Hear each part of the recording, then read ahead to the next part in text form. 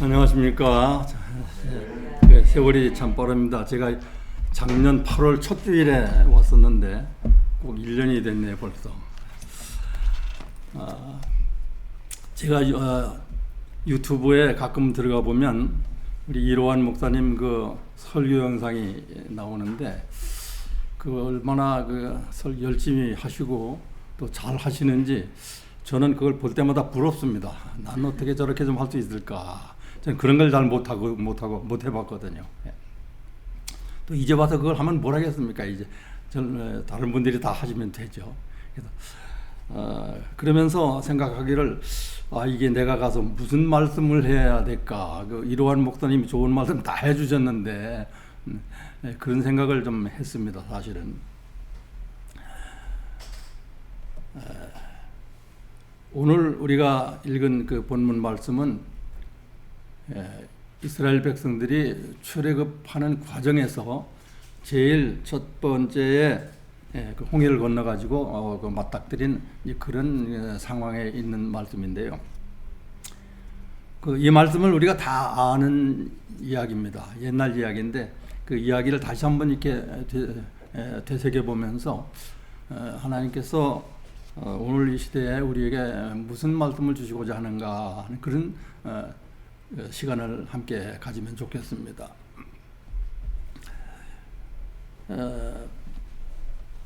사람이 이 세상을 살아가다 보면 잠깐 그 뒤에 제 말이 안 들리는 분은 손 한번 들어주시겠어요? 잘 들립니까? 예. 안 들리는 분이 손 들 수가 없죠. 안 들리는 분이 손 들면 이상한 거지 그게. 네. 제가 좀 목소리가 본래 좀 작습니다. 그래서 크게 하도록 노력을 하겠습니다. 우리 사람이 한 세상 살아가는 가운데 여러 가지 일을 만납니다. 또 여러 가지 환경을 겪어가게 됩니다. 그럴 때 종종 우리는 어떤 어려움을 만나면 금방 당황해하고 또 어떤 때는 실망하고 또 때로는 못 견뎌하고 그럴 때가 참 많이 있습니다. 그런 상황을 생각하면서 오늘 이 말씀 속에서 우리는 하나님의 위로의 말씀을 듣기를 원합니다. 그 예루살렘의 베들레헴에 그 엘리멜렉이라고 하는 사람이 살고 있었죠.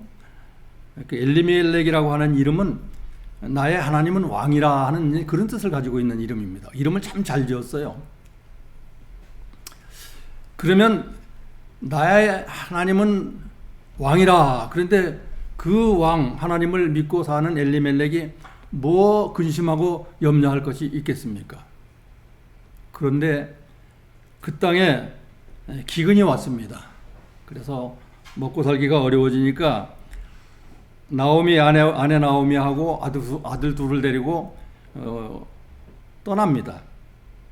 왜 떠났습니까? 먹고 살기 힘드니까 좀 살기 좋을 때가 있지 않을까 해서 떠난 겁니다. 그래서 좀 잘 살아보자고 고향을 등지고 모압 지방으로 이사를 갔습니다. 거기서 좀 사는가 싶었는데 얼마 후에 이 엘리멜렉이 세상을 떠납니다. 남편이 먼저 세상을 떠납니다. 그리고 두 아들 말론과 기론도 일찍이 죽습니다. 결혼을 했지만은 일찍이 죽습니다. 그래 과부가 된 나오미는 또 역시 과부가 된 두 며느리하고 한동안 살다가 가만히 생각을 해보니까 이게 말이 아니거든요. 내가 왜 여기로 왔는가 생각을 해보게 된 거예요. 좀 잘 살아보자고 왔는데 오히려 더 궁한 꼴이 돼버리고 말았습니다. 사실 우리 이민자들이라는 게 그런 거 아닙니까? 고국을 떠나볼 때 좀 잘 살아보자 뭐 그런 생각을 하고 온 분들도 많이 계실 겁니다. 여러 가지 사정이 있겠지만 그러나 상황은 녹록지 않죠. 이민 생활은 쉽지 않습니다. 때로는 좌절을 맛보기도 하고 실패를 경험하기도 하고 그런 것이 우리들의 삶의 모습이죠. 이 나오미도 이제 그런 처지에 놓인 겁니다. 잘 살아보려고 애쓰고 수고했는데 남은 것은 뭐가 남았습니까? 고통과 외로움뿐이었습니다. 그래서 다시금 고통과 가난의 시련을 겪다가 안 되겠다. 이제는 다시 고향으로 돌아가야 되겠다. 내가 베들레헴으로 돌아가야 되겠다. 내가 있을 곳은 여기가 아니라 하는 것을 깨닫게 됩니다.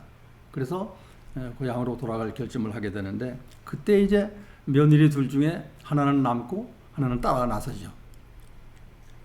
둘째 며느리는 어머니가 죽는 곳에 나도 묻힐 것이다. 그렇게 하면서 따라 나섭니다. 어머니의 하나님이 내 하나님이 될 것이다.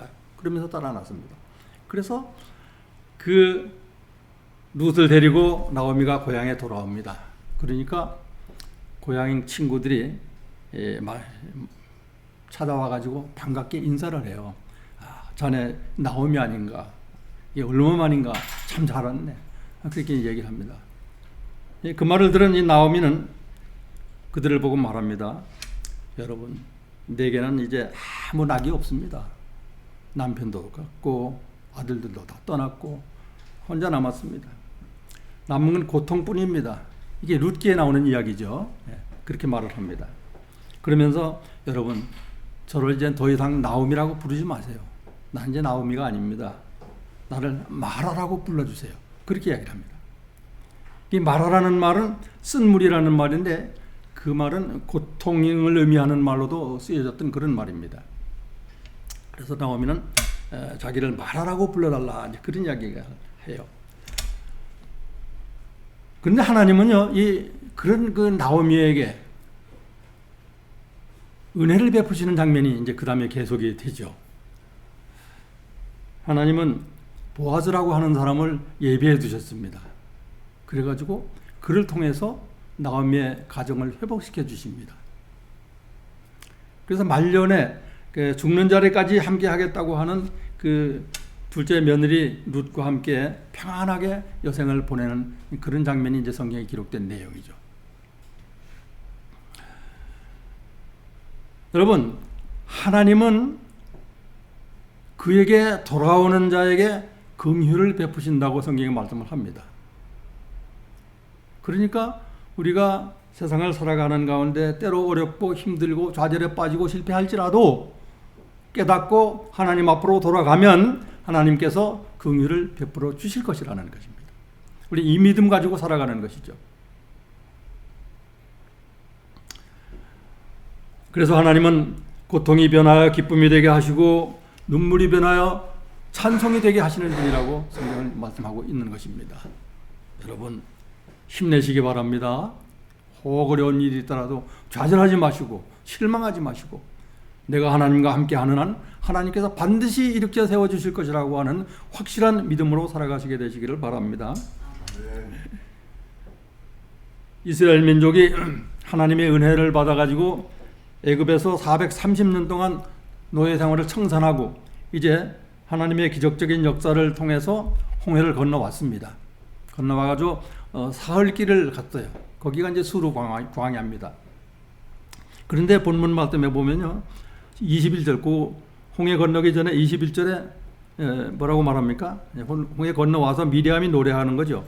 거기서 너희는 여호와를 찬송하라. 21절. 그는 높고 영화로우시며 말과 그 탄자를 바다에 던지셨음이라. 이게 뭘 말하는 겁니까? 우리가 지금까지 지금 여기에 있게 된 이것은 하나님의 놀라운 기적적인 역사를 통해서다 그 말을 하고 그 고백을 하고 있는 거죠. 내 힘으로 된 건 아니고 하나님이 함께 하셨기 때문에 이런 영광이 우리에게 주어졌다. 지금 그 얘기를 하고 있는 거 아닙니까? 사흘 전입니다. 사흘 전. 그런데 홍해를 건너와서 사흘 지나고 나니까 목이 너무 말라요. 가지고 있던 물 다 마시고 없어지고. 그래서 물을 찾느라고 난리법석입니다. 겨우 하나 찾아냈어요. 우물을 하나 찾아냈는데 달려가서 그 물을 손으로 떠마시려고 이렇게 입에 갖다 댔더니 도무지 써서 먹을 수가 없는 거예요. 그래서 그 샘물을 마라라고 불렀다. 성경이 그렇게 기록을 하고 있습니다. 이 백성들이, 목마른 백성들이 화가 났어요. 진짜. 그래가지고 어떻게 합니까? 모세에게다 대고 원망을 퍼붓습니다. 뭐 여기서만 그런 게 아니죠. 왜 우리를 애굽에서 불러내가지고 이 고생을 시키냐고. 거기 있으면 잘 먹고 잘 살 텐데. 그런 게 성경에 많이 나옵니다. 사흘 전에 홍해를 건넜던 그 감격 속에서 그들이 얼마나 기뻐했을까요? 얼마나 하나님의 능력을 찬송했을까요? 막 미리암을 통해서 이미 했잖아요. 성경 기록에 했잖아요. 그런데 사흘이 못 갔다는 겁니다. 우리 속담에 작심삼일이라고 한번 먹은 마음 사흘 가기가 힘들다는 겁니다. 이게 우리 사람의 모습입니다. 사흘도 못 가고 다시 하나님을 원망하는 소리를 하게 된 거예요.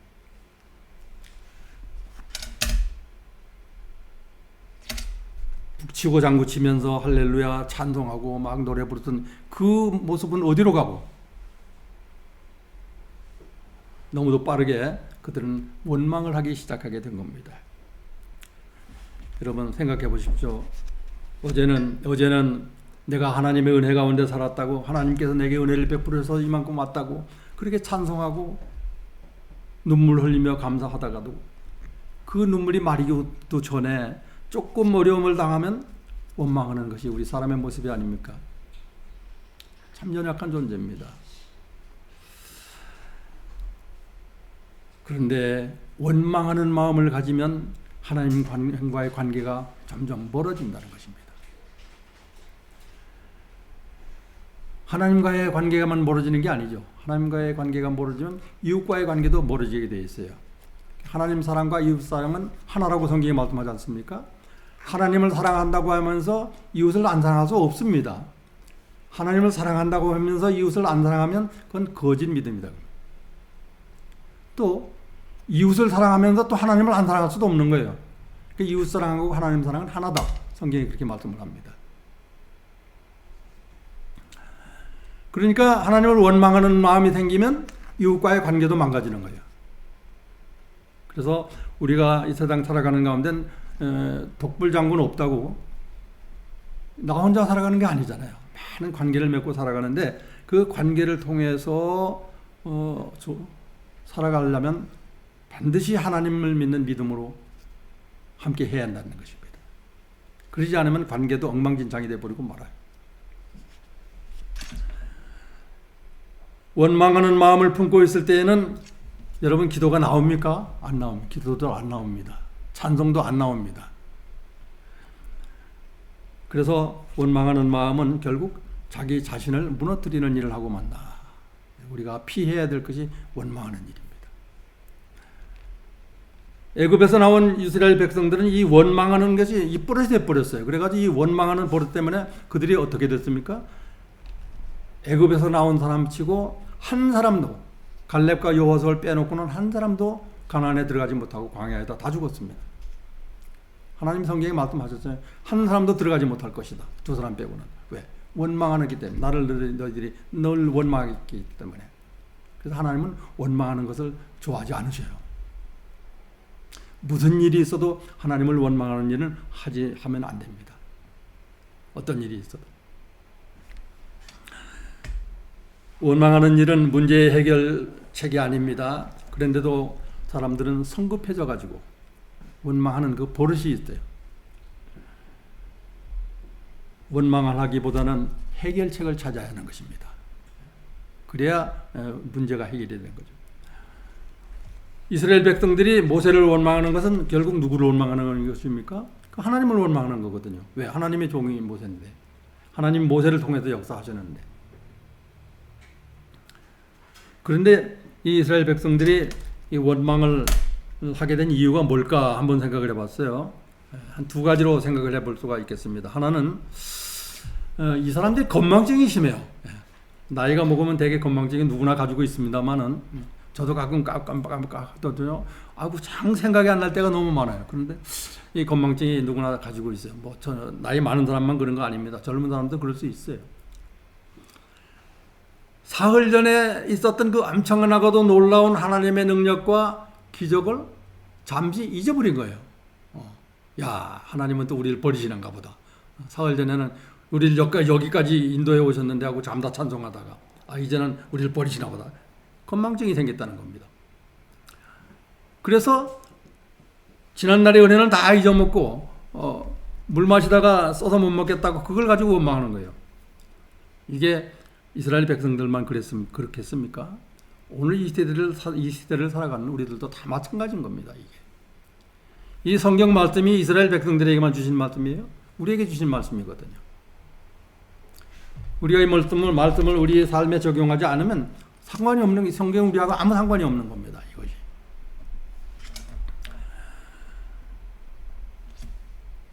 지난날 받은 하나님의 사랑과 은혜를 잊어버리고 살아가는 때가 얼마나 많은지 모릅니다.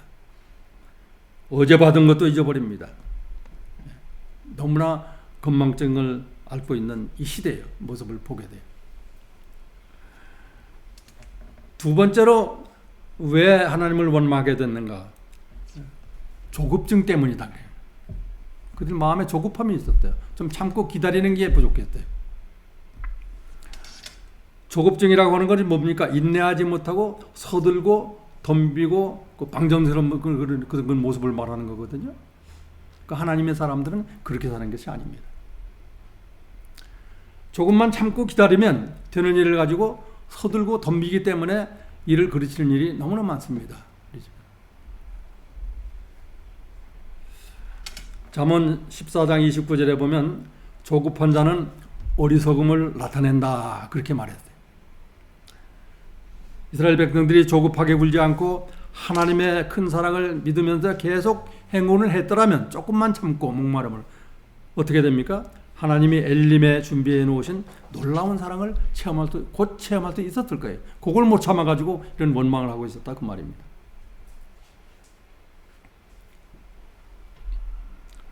그래서 참지 못하고 조급해서 하나님을 원망하는 사람들은 그 화살을 모세에게 돌립니다.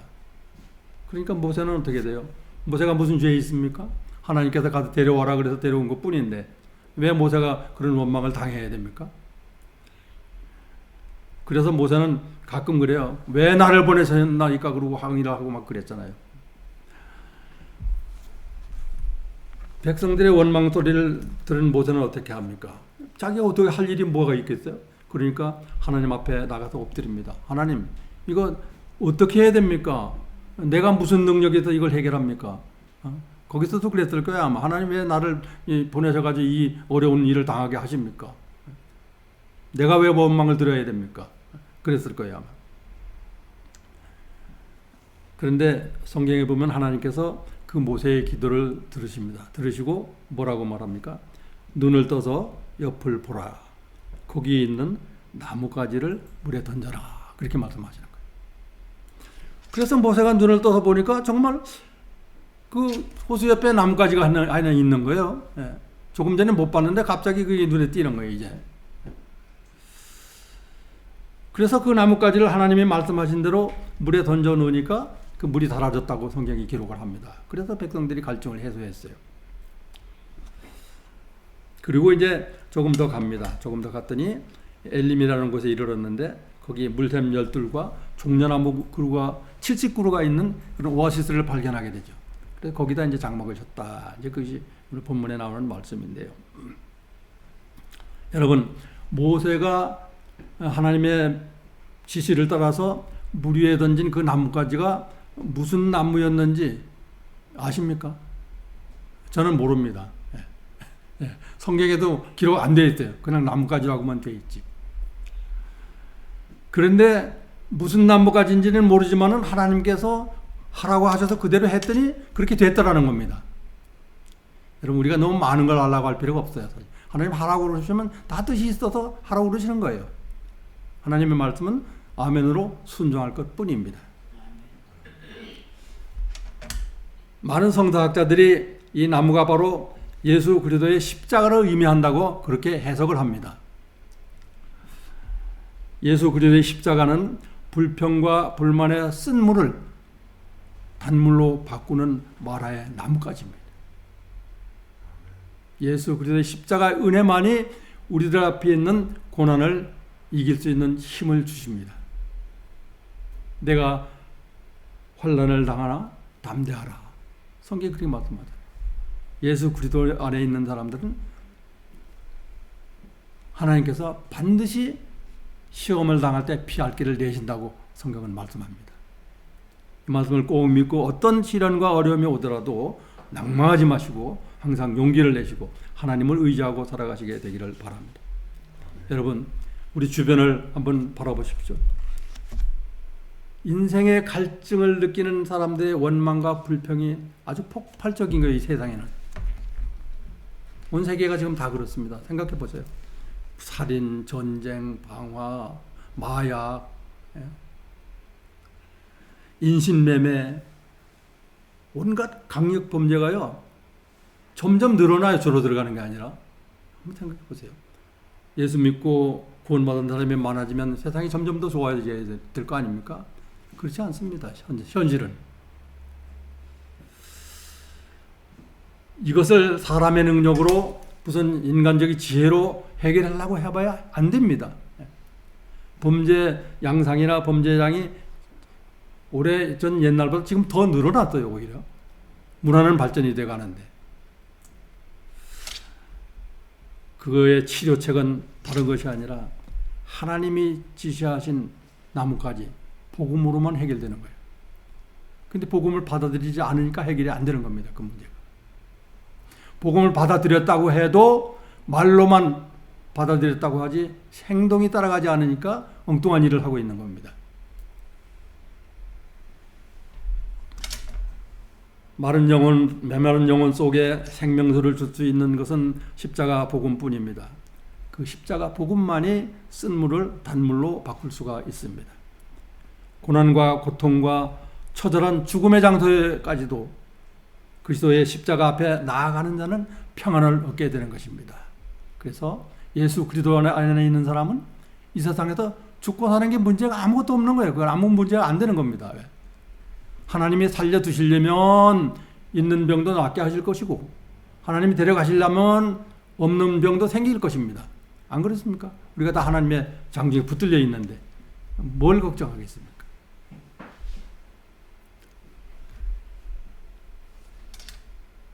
우리에게 다가오는 환난은 하나님이 주시는 또 다른 기회일 수 있다고 하는 것을 생각하게 됩니다. 야고보서 1장 5절에 말씀합니다. 너희 중에 누가 지혜가 부족하거든 모든 사람에게 후히 주시고 꾸짖지 아니하시는 하나님께 구하라. 그리하면 주실 것이다. 항상 하나님의 말씀 가운데서 해결책을 얻고 힘을 얻고 지혜를 얻는 그런 삶을 살게 되기를 바랍니다. 시험 당하면 기도해야 되죠. 어려울 때 더 기도해야 되죠. 쓴물을 만났을 때 그때가 바로 우리가 눈을 들어 하나님을 바라볼 때입니다. 쓴물을 만났을 때 오히려 하나님 앞에 더 나아가 회개할 때입니다. 원망할 것이 아니고. 하나님은 세상에서 환난을 겪는 우리의 곁에 가까이 계십니다. 여러분 베드로가 어떻게 했어요? 밤새도록 그물을 던졌는데 한 마리도 못 잡았잖아요. 그런데 예수님은 그 베드로 곁에 계셨어요. 같이 함께 하셨어요. 그때도. 그래서 베드로가 환난 당할 때도 자기는 깨닫지 못했지만 예수님은 거기 계셨고 나중에 보니까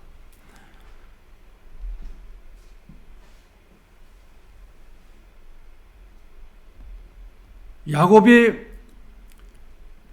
고향으로 돌아가다가 가족들 다 먼저 보내고 약복강가에서 밤새도록 기도하고 부르짖었습니다.